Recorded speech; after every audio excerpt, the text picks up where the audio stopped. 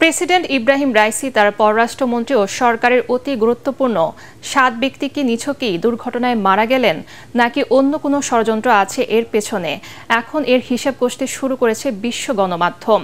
দুর্ঘটনা কবলিত হেলিকপ্টারটি ছিল যুক্তরাষ্ট্রের তৈরি প্রায় ৫০ বছরের পুরনো। এত পুরনো হেলিকপ্টারে কেন তোলা হলো প্রেসিডেন্ট রাইসিকে, সেই প্রশ্নও এসেছে। আরও জানাচ্ছেন কেরামতুল্লাহ বিপ্লব।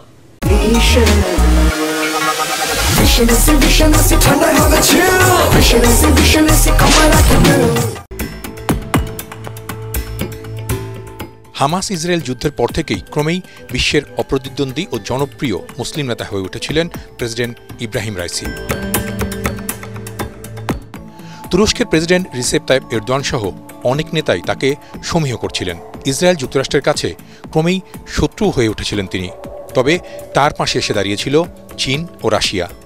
ওই দুই দেশের সহযোগিতা প্রেসিডেন্ট রাইসির সরকারকে আরও ক্ষমতাধর করে তোলে।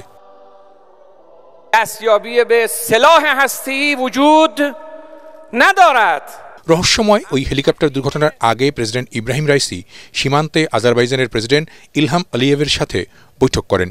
এর মধ্য দিয়ে দুই দেশের বন্ধুত্ব বহুদিন পর আবারও জোরালো হয় বলেও সেখানে জানান রাইসি। অথচ পশ্চিমা বিশ্ব ও ইসরায়েলের ঘনিষ্ঠ মিত্র আজারবাইজানের সাথে ইরানের শক্ত বিরোধ চলছিল দীর্ঘদিন ধরে।